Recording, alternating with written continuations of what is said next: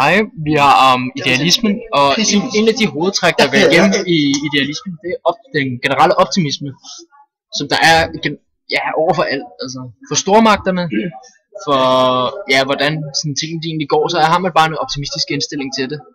Det kan ikke rigtig gå dårligt, i og med at der kun er plads til forbedring. Idealismen har været der i lang tid.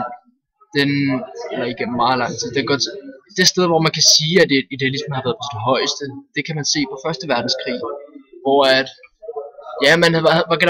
man var rigtig optimistisk over for, hvad mennesket og hvad supermagterne og teknologien de kunne udrette dengang. Derudover så er et af fokuspunkterne i idealismen er netop det her fremskridt med, at det kun kan gå fremad, som vi også kommer ind på senere.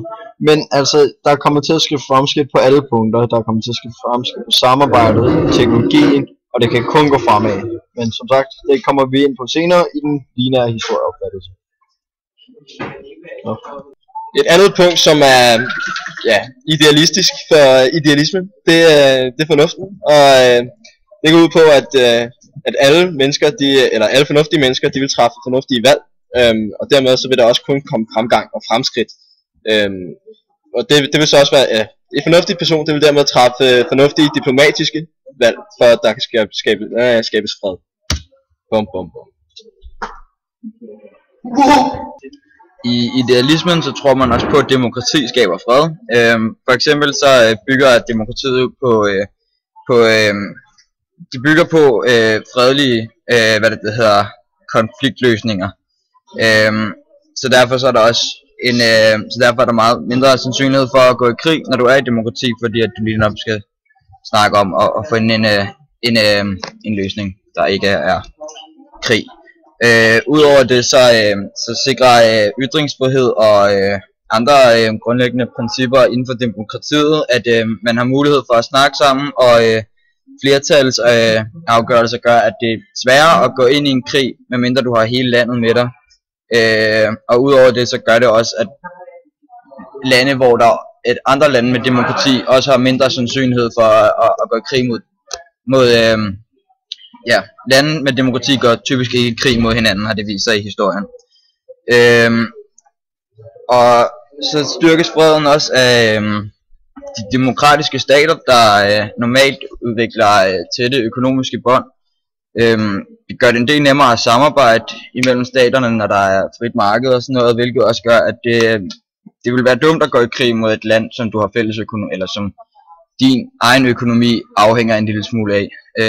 Så derfor vil det også være dumt at gå i krig mod andre demokratiske lande, man samarbejder med. Ja, så har vi interdependens, som så betyder gensidig afhængighed mellem staterne.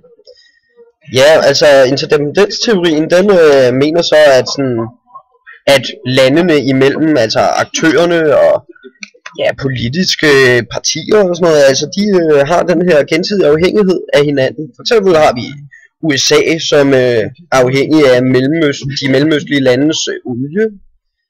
Og ja, altså hvis nu man er afhængig af andre landes økonomi også, at det går godt de forskellige steder. Gensidig afhængighed. Vi har brug for det. I idealismen der arbejder man også med den her lineære historieopfattelse, hvor troen på, at demokratiet det er en stærk grundpile i vores opfattelse, samt troen på det fornuftige menneske, troen på fremskridtet, og troen på interdependensen, den ligesom vil skabe det her, den lineære historiegang. Fortsat det, så det styrkede demokrati, det vil skabe for mindre krige, alt vil være godt af den vej. Når vi også har det styrkede demokrati, vil vi være mere samlet om at træffe beslutninger. Og af den vej tror man også på, at verden ligesom vil få noget bedre ud af det. Derfor så vil den lineære historiegang vil derfor sige, at den enten går op eller ned, og en idealist vil selvfølgelig tro på, at den går opad, uden at det svinger som en kurve eller noget.